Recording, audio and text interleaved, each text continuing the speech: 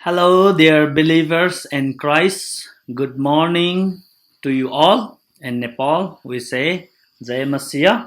That means long live Messiah or Hail Messiah. Warm greetings to you all from the top of the world, the Everest land. My name is Suraj Kasula. I am a minister of Shekinah Evangelical Church. It is an immense privilege to be with you virtually. Many thanks for your continual prayers and support. Really appreciate for asking me to update about Nepal. We all know that the whole world has been turned upside down by this global pandemic. The fear of death has enshrouded humanity. We are all walking in the valley of the shadow of death. Many have died and many are counting their last breath. I mourn over the lost life lost in Scotland. But despite this horrible situation, I can tell that God is absolutely in control over everything, each and everything. No situation or circumstance has ever gone or ever go beyond his control. He is in control. This should be our very comfort. Christ himself said that every hair has been numbered and not even a sparrow would fall in the ground without the will of the Father. Notice hare and sparrow. Who cares about them? They are very small, minor things in our life. No meaning. But what Jesus is saying is this: if God is sovereign over these minor, very small, meaningless things, remember how much He cares about you. Remember that God is in control in your life. He is sovereign over our whole life because we are more precious than the birds. He is not only sovereign in our good days, but also sovereign equally in our evil and bad days like this. We can see his good hands in our evil days, such like this, because he is immovable rock, immutable God who is same today, yesterday, and forever. It is my great delight to hear the situation in UK is getting way more better than before. Praise God. Just want to update about Nepal. The lockdown has been lifted up after nearly 4 months. However, the schools, churches, and big gatherings are still forbidden. It is not because things are getting better, but because people can no longer take it as they can't survive without working. They rather chose death. They rather choose to die with the virus than with hunger and starvation. Over 18,000 have been infected with 45 deaths till today. It is rapidly spreading across Nepal like a wildfire. Because the virus entered Nepal lately, it is taking time to go away. Whereas in UK, it came in the early stage and it is getting over. This pandemic has brought havoc in Nepal, which is going to result in long-term chaos. It is said that most of the NGOs and INGOs and many missions and churches are going to shut down because of international financial donation. I mean, because of the lack of international financial donations, which is very sad. Many workers from Middle Eastern countries are returning back.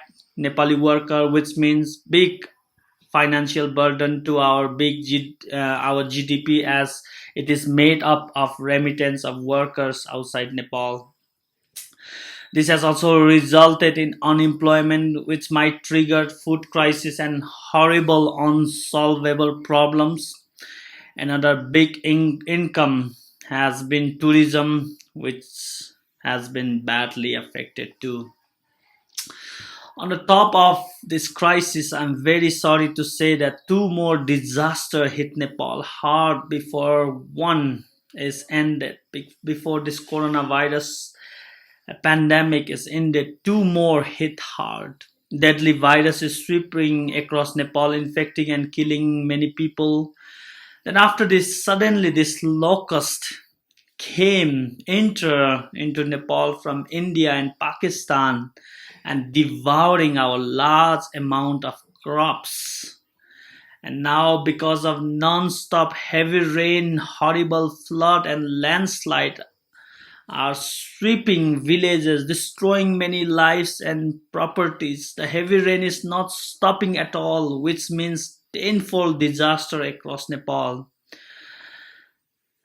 According to the government census, at least 132 people lost their lives, 128 injured, 53 missing, likely to be dead, 998 families affected due to this monsoon disaster.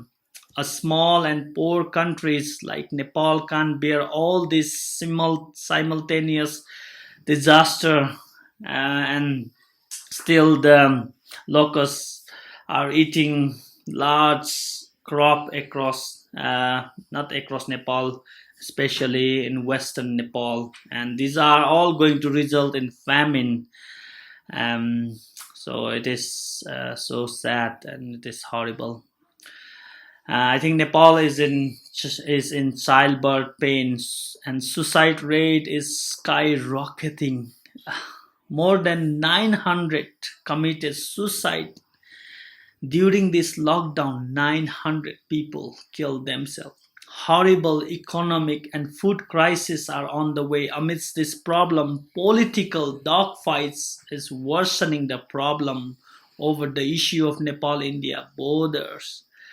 It's so crazy that political parties and political leaders are fighting over the power, over the loss of power, and they are not caring people. They are not fulfilling their duties, and everything is chaos in Nepal.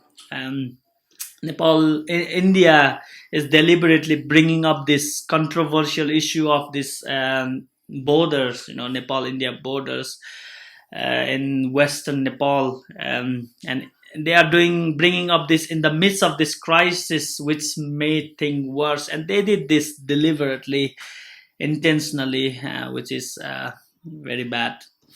Many unseen and unsolvable tensions are on their way, which only prayer can change. So please intercede for Nepal before the throne of God.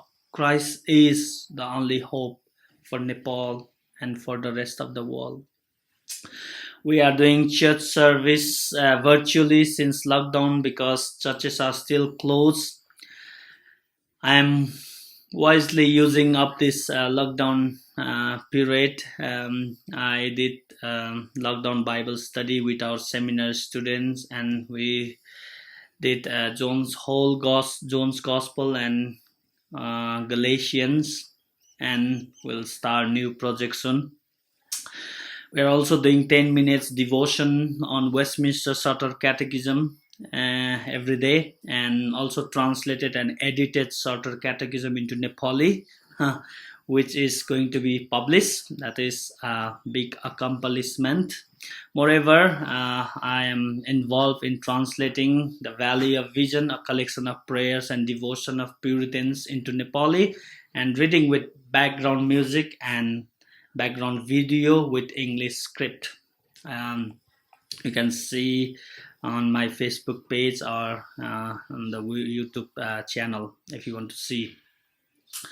So, dear believers, please pray that all this political, health, economic crisis, all this flood and landslide problem to be gone by divine intervention, that God would intervene to give us relief from these problems. Please pray that the rain would stop and would no longer trigger landslide and flood across Nepal, which is killing many people, and I think it's going to escalate and will kill many people. So only your prayers can stop this. So please pray. Please pray that locusts will be gone from Nepal, which are still eating crops. Please pray for our congregation, especially those elderly people who can't join the virtual service because they can't use internet. Please pray that their faith would be preserved. We are glad that we can go and visit them now. Please pray for our church plant in eastern Nepal. We are supporting a missionary there, Adam. Uh, we send him there as a missionary, and he's doing well, and the church is growing. But please pray that our church fund is empty. We don't have money to support him, and he's really suffering. So please pray that the fund would be provided by God, and he can work there. He can labor there for God's kingdom. And his wife is pregnant, and they are expecting a baby, so it's very hard for him, and we are doing our best. So please pray, and if you would like to support, please do so. We would be grateful for that. Please pray for our mission school and seminary that in due time classes would be resumed like before. We have a mission school. We give free education and free food to poor orphan children, and that's a Christian school based on Christian morality and virtue. And please pray that both seminary and Bible school would be Bhaktabur Theological Seminary and Apex Boarding High School would be classes would be resumed in due time. Please pray that God would prevent suicide rate in Nepal. Many people are committing suicide because of various reasons, financial, social. They are like they don't have hope for future, and many other hidden regions which we don't know. So please pray that suicide rate would be stopped, that life is valuable, that God would prevent their lives.